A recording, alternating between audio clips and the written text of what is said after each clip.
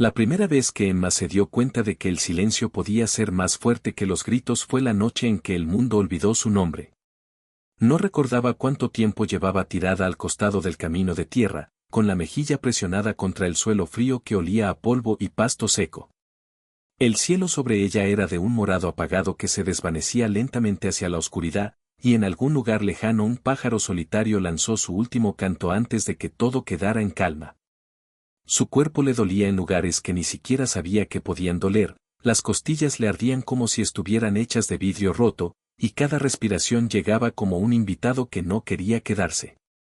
Intentó mover la mano, solo para recordarse que seguía viva, pero ésta tembló inútilmente en la tierra antes de quedarse quieta. Los hombres que le habían hecho eso ya no estaban. Se habían ido con sus risas. Se habían ido con su furia. Se habían ido con las palabras que le arrojaron como piedras. Había escuchado el sonido de la camioneta desaparecer en el horizonte horas antes, pero sus voces seguían ahí, repitiéndose en su mente con cada latido. Palabras sobre no valer nada. Palabras sobre guardar silencio. Palabras sobre que nadie vendría a buscar a alguien como ella. Y lo peor era que, mientras la oscuridad empezaba a tragarse el camino, ella comenzó a creerles. Emma siempre había pensado que el dolor venía acompañado de ruido, gritos, cristales rotos, puertas azotándose. Pero este dolor llegó en silencio, instalándose en sus huesos con una quietud que parecía eterna.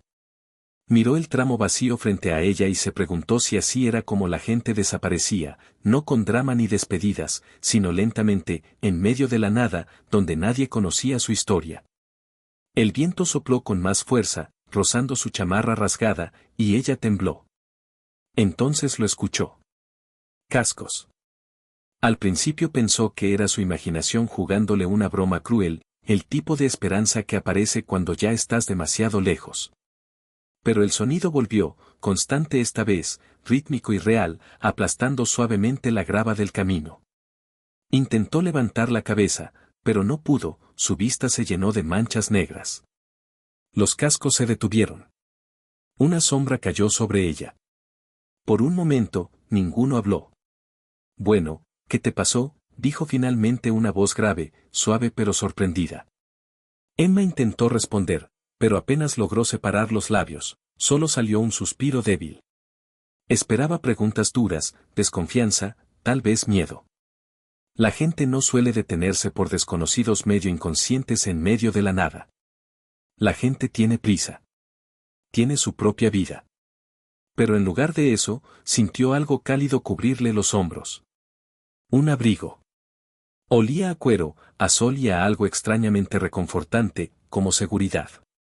No te voy a dejar, dijo el hombre en voz baja, como si la promesa fuera más para él que para ella. Sintió sus manos, firmes y cuidadosas, levantarla del suelo. Cada movimiento le enviaba oleadas de dolor, pero él avanzaba despacio, murmurando palabras tranquilizadoras que apenas podía oír. El mundo se inclinó mientras la cargaba, y ella alcanzó a ver un pecho ancho, mezclilla gastada y un rostro oculto bajo la sombra de un sombrero. Luego, la oscuridad volvió. Cuando Emma despertó de nuevo, lo primero que vio fue el techo. Era de madera, con tablas desiguales y una pequeña grieta en una esquina que parecía una sonrisa torcida. La luz del sol entraba por la ventana, dibujando líneas doradas sobre el piso. El aire olía a café y a algo dulce, como canela. Se movió un poco y se quejó. Será mejor que no te muevas. La voz venía del otro lado del cuarto. Giró lentamente la cabeza y lo vio sentado cerca de la puerta, recargado en una silla vieja.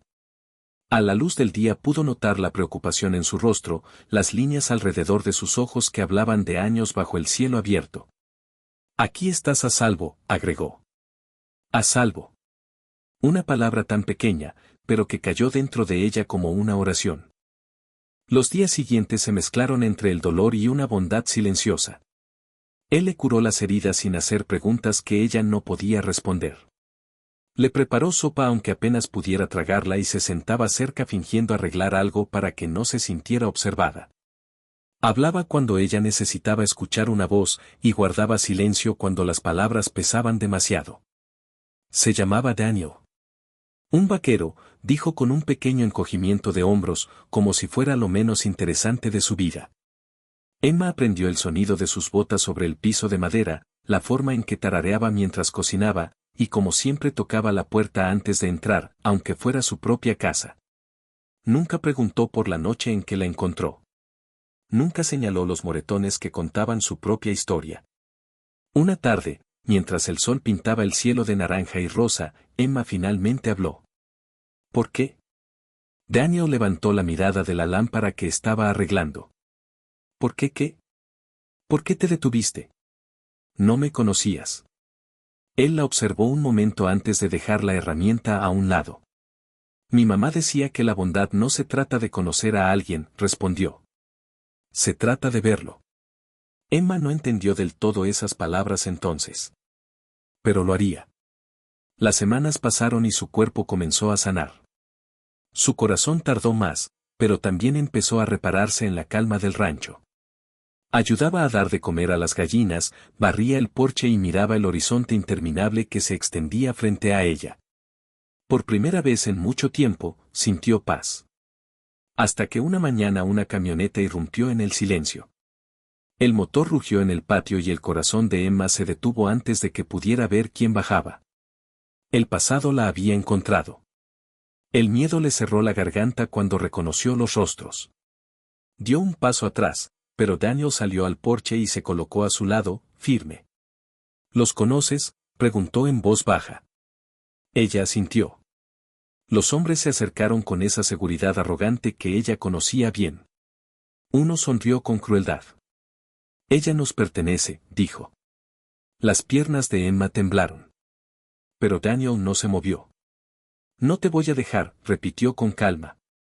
No hubo gritos ni amenazas. Solo una negativa firme que pesaba más que cualquier rabia. En ese instante, Emma comprendió algo profundo. La bondad no es debilidad. La bondad es fuerza. Es quedarse cuando sería más fácil irse. Y por primera vez, dio un paso hacia adelante en lugar de retroceder. No me voy a ir, dijo, con la voz temblorosa pero decidida. Los hombres rieron al principio.